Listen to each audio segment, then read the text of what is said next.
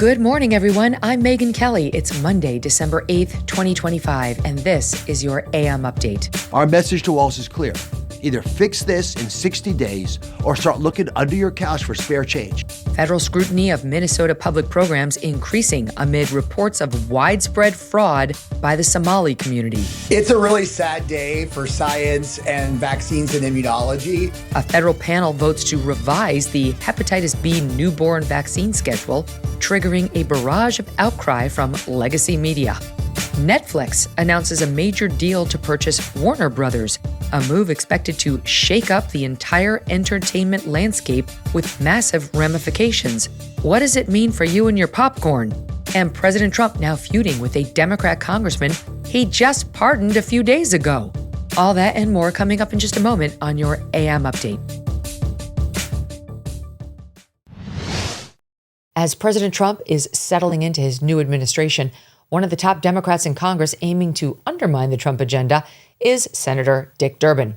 And according to our sponsor, the Electronic Payments Coalition, Senator Durbin has a new scheme, a government takeover of your credit card. Today, Americans have thousands of choices in credit cards, but they say Senator Durbin's plan will result in less competition and less security. And that means more risk for your credit and identity. Learn more at guardyourcard.com.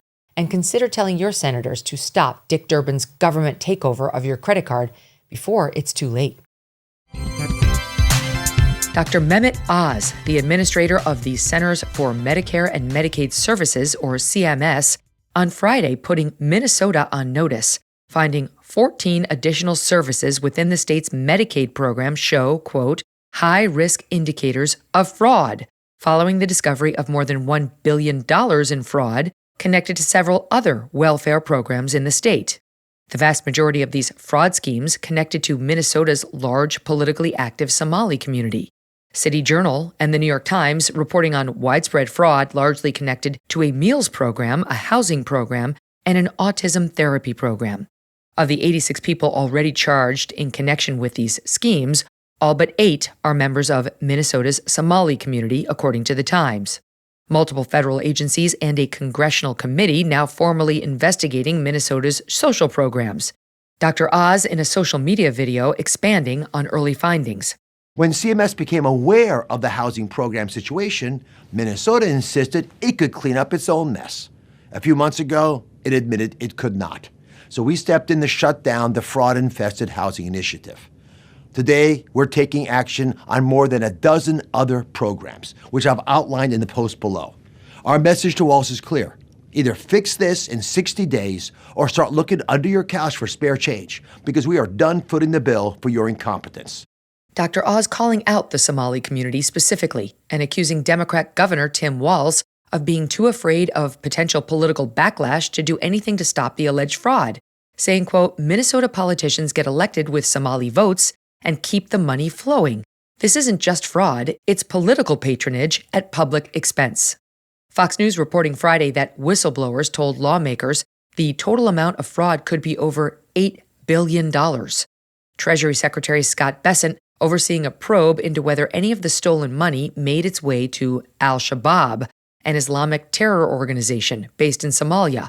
This follows reporting from the Manhattan Institute's City Journal that, quote, Minnesota's Somali community has sent untold millions through a network of hawalas, informal clan-based money traders that have wound up in the coffers of Al-Shabaab.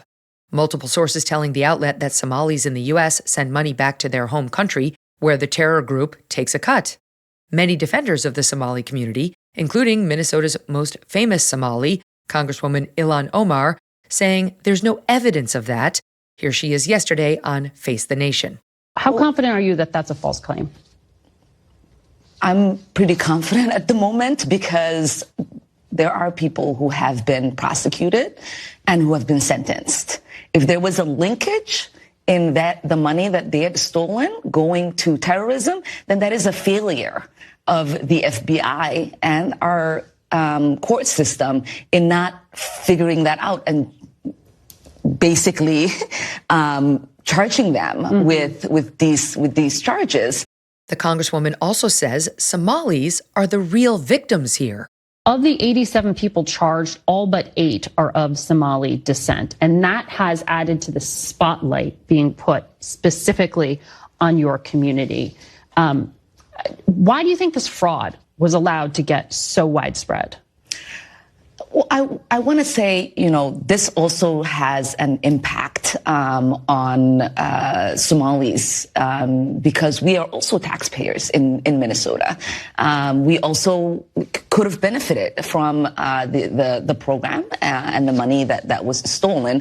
And so it's been really frustrating for people to not acknowledge the fact that we're also, as Minnesotans, as taxpayers, really upset and angry about the fraud that has occurred. Secretary Besant also yesterday on CBS warning the absence of proof today does not mean investigators will not find wrongdoing tomorrow. Okay, but you have no evidence of that money being used to fuel terrorism at this point, which is what some conservative writers are alleging. That's why it's an investigation. We started it last week. We'll see where it goes. But I can tell you that, it's terrible. Representative Omar tried to downplay it. But, when you come to this country, you got to learn which side of the road to drive on. You got to learn to stop at stop signs, and you got to learn not to defraud the American people. The Advisory Committee on Immunization Practices, or ACIP, the federal body that sets vaccine guidance, voting Friday to drop the decades-old recommendation that every newborn receive the Hep B vaccine at birth. Hepatitis B is a liver disease caused by an extremely contagious virus. The panel voting 8-3 to give mothers who test negative for the virus more discretion over the timing of their infant's hepatitis B shot, now advising those parents to wait for the baby to be at least 2 months old before receiving the first dose, if at all. Since Hep B is transmitted sexually or through IV drug use, Dr. Martin Kulldorff, chairman of the CDC's Vaccine Advisory Committee, saying in June that unless the mother is Hep B positive, an argument could be made to postpone this vaccine. FDA Chief Marty Makary explains it may make more sense to wait until kids are approaching sexual age. Quote, a lot of parents wait until the children are 10, 11, or 12. Prior to the advisory committee vote, the schedule calling for a day 1 dose and then a second round at 1 to 2 months and a third from 6 to 15 months. The immediate vaccination policy still applying to infants whose mothers already have hepatitis B or whose status is unknown, which Dr. Makary says makes sense. The CDC first recommended this vaccine in 1982 for people deemed at high risk, drug users, pregnant women, and infants born to hepatitis B positive mothers. By 1992, the CDC shifted the recommendation to all newborns due to, quote, the difficulty of vaccinating high-risk adults. The goal was to eliminate Hep B entirely, which didn't happen, probably because the CDC says vaccine-induced antibodies decline with time. Insurers say the vote will not change the availability of this vaccine, according to CNN, and parents who want it for their child will still be able to get it at no cost.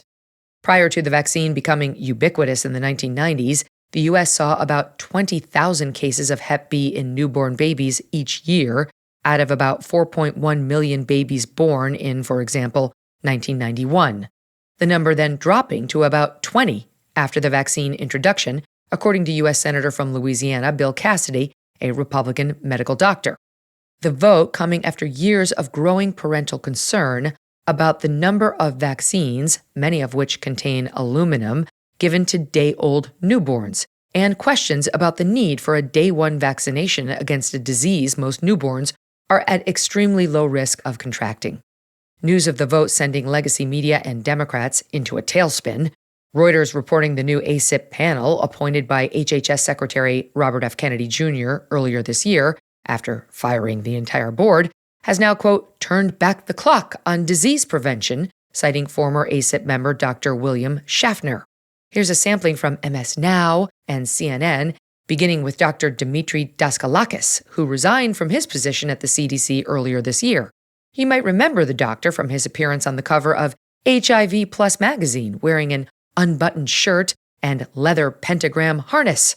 He's a big fan of preferred pronouns and of the term pregnant people because, science. It's a really sad day for science and vaccines and immunology. Well, but it's really been, since he's taken office, death by 1,000 cuts. Yeah. So our country is in danger. Say that I and my colleagues couldn't sleep last night because we know that all of this movement and these recommendations represent a broken promise to American families. Dark day today. The Vaccine Advisory Committee, handpicked by R.F. Kennedy Jr., did exactly what everyone worried about when the anti-vaxxer was first named health secretary. Because let's be clear, what happened today was politics. There was no new science. Senator Cassidy, who voted to confirm Senator Kennedy, posting on X, quote, "This change to the vaccine schedule is a mistake. The Hep B vaccine is safe and effective. The birth dose is a recommendation, not a mandate. Ending the recommendation for newborns makes it more likely the number of cases will begin to increase again. This makes America sicker." ACIP member Dr. Tracy Beth Hogue, the acting director of the FDA's Center for Drug Evaluation and Research, taking issue with the safety studies used to approve the Hep B vaccine at the ACIP meeting last week. The U.S. is an outlier in recommending a universal birth dose of the hepatitis B vaccine compared to other high-income nations.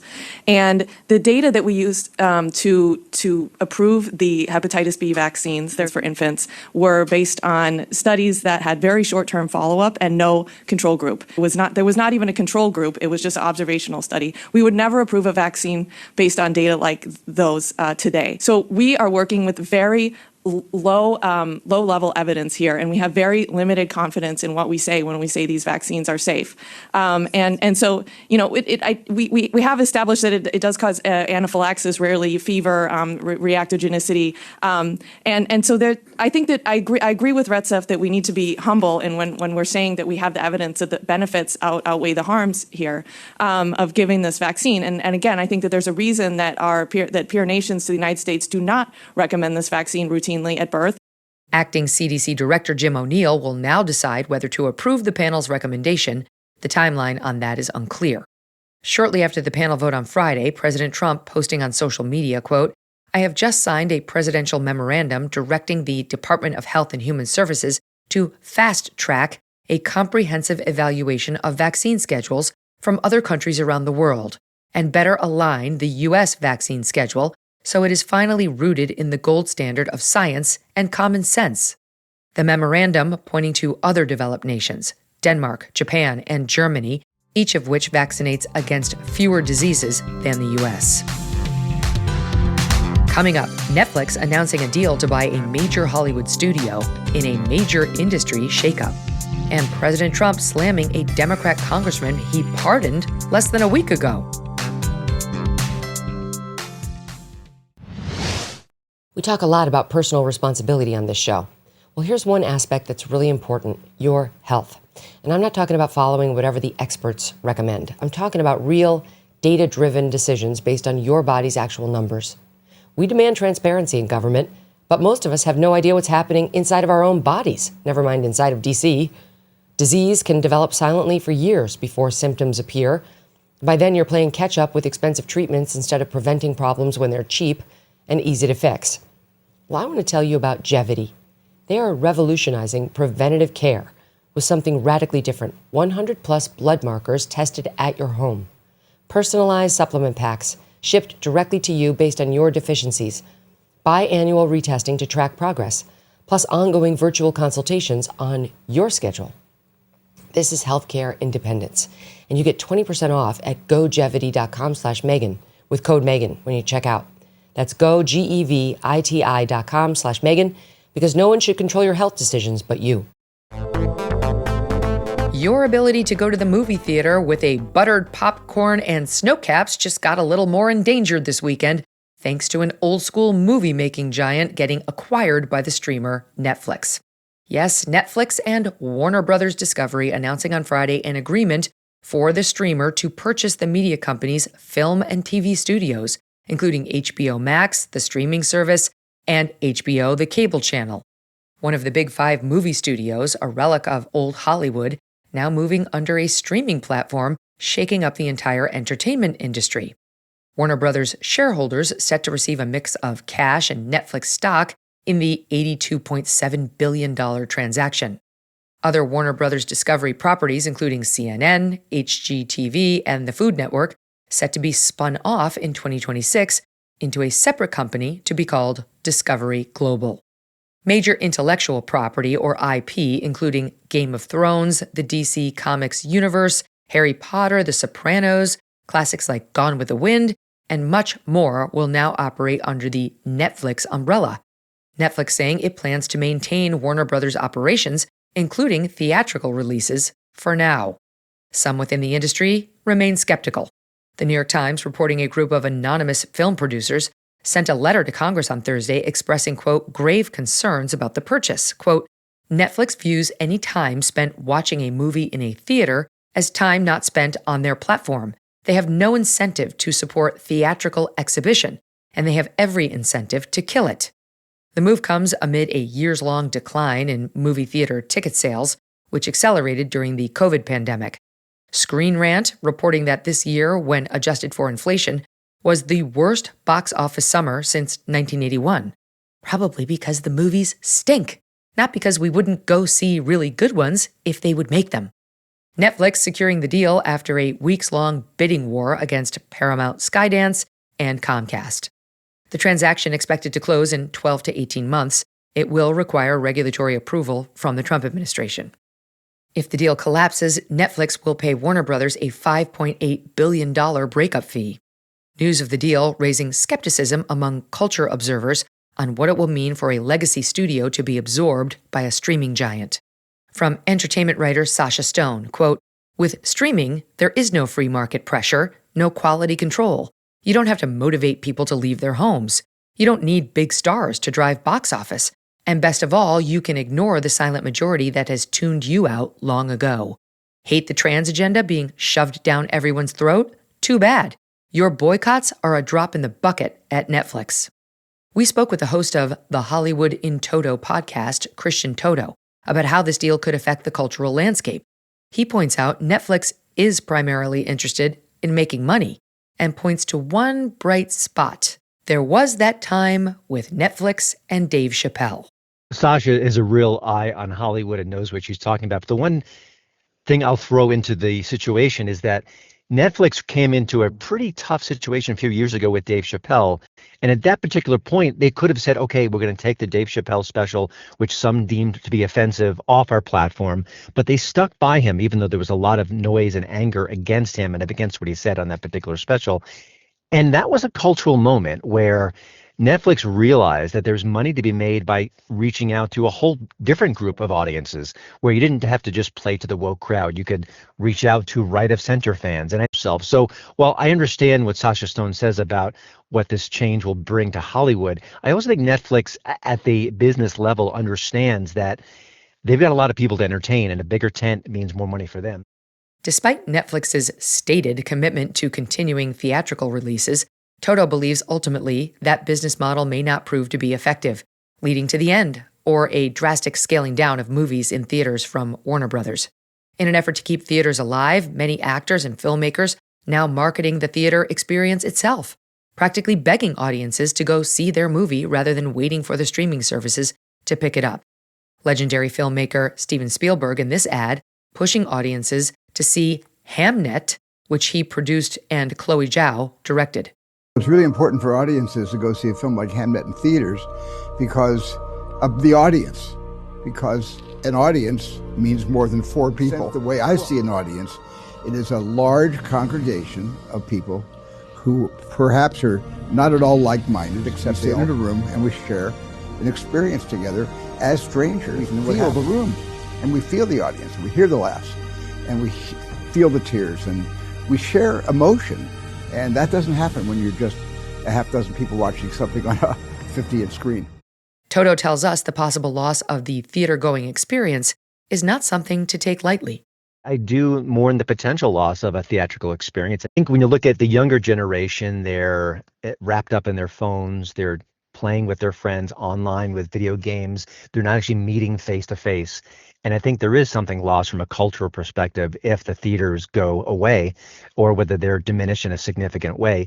whether it's the mall culture where teens hang out and they talk to their friends and they flirt with girls and guys, there is something about being in the presence of other people that it seems crazy to say, but we're losing that a bit. I mean, element of that bigger picture. But I think to lose that would be significant. And again, some things are inevitable. This may be inevitable, but I don't think we should lose it or push it away lightly. Less than a week after issuing Democrat Representative Henry Cuellar of Texas and his wife a pardon, President Trump now slamming the congressman. The Biden DOJ indicting Congressman Cuellar and his wife in May of 2024 on 14 counts, including bribery, wire fraud, and money laundering. Prosecutors accusing the Cuellars of accepting $600,000 in bribes from an oil company owned by the government of Azerbaijan and a Mexican bank. The couple's trial was set to begin April of 2026. The Cuellars pleading not guilty to the charges, arguing the case amounted to political retaliation after the congressman who represents a border district criticized then-President Biden's immigration policies. Last week, President Trump announcing the pair of pardons in a Truth Social post, quote, Sleepy Joe went after the congressman and even the congressman's wonderful wife, Imelda, simply for speaking the truth. I am hereby announcing my full and unconditional pardon of beloved Texas Congressman Henry Cuellar and Imelda. Henry, I don't know you, but you can sleep well tonight. Your nightmare is finally over. Mr. Trump attributing the decision, which was reportedly made without Mr. and Mrs. Cuellar's advance knowledge, to a letter written by the congressman's daughters to the president on behalf of their parents. Later that same day of the pardon, despite speculation that he might switch parties, Mr. Cuellar filing the paperwork to run for re-election as a Democrat. Yesterday morning, President Trump sharply criticizing the move on Truth Social, quote, I never spoke to the congressman, his wife, or his daughters, but felt very good about fighting for a family that was tormented by very sick and deranged people. I signed the papers and said to people in the Oval Office that I just did a very good, perhaps life-saving thing. God was very happy with me that day. Then it happened. The post continuing, quote, Congressman Henry Cuellar announced that he will be running for Congress again in the great state of Texas as a Democrat, continuing to work with the same radical left scum that just weeks before wanted him and his wife to spend the rest of their lives in prison, and probably still do. Such a lack of loyalty, something that Texas voters and Henry's daughters will not like. Oh well, next time, no more Mr. Nice Guy. Mr. Cuellar Sunday on Fox, responding to the criticism. Let me just say this. I was at church this morning with my wife. I prayed for the president. I prayed for his family. And I prayed for the presidency, because if the president succeeds, the country succeeds. And again, as probably the most bipartisan individual, I don't vote party. I vote for what's right for the country. And I am a conservative Democrat, but I will work with the president. I've reached out to his administration. The Texas Tribune reporting Cuellar has yet to draw a serious primary contender ahead of the March primary election, the general election set for November 3rd, 2026. And that'll do it for your AM update. I'm Megyn Kelly. Join me back here for the MK Show, live on SiriusXM's The Megyn Kelly Channel, 111 at noon East, on youtube.com/Megyn Kelly, and on all podcast platforms.